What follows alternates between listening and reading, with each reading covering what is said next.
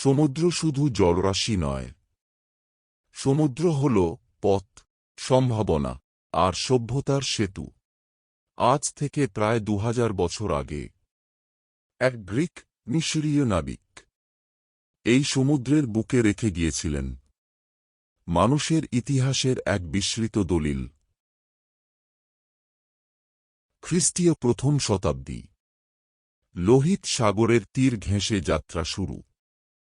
বন্দর থেকে বন্দরে মিরর, দারুচিনি, গোলমরিচ, হাতির দাঁত, রেশম, বাণিজ্যের পসরা নিয়ে জাহাজ ছুটে চলে অজানার পথে।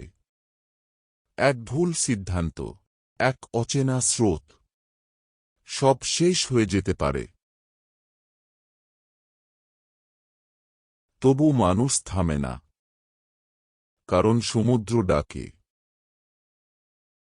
এই পথ ধরেই পশ্চিমের চোখে ধরা দেয় ভারত। মশলা, রত্ন, সুগন্ধি আর জ্ঞানের দেশ। এখানে বাণিজ্য শুধু পণ্য নয়, এখানে সভ্যতার আদান প্রদান। বন্দর, দূরত্ব, পণ্য, জাতি, রীতি, সবকিছু এক নাবিকের নিরপেক্ষ চোখে। এই অভিজ্ঞতারই লিখিত রূপ পেরিপ্লাস। কলকাতা আন্তর্জাতিক বইমেলা 2026।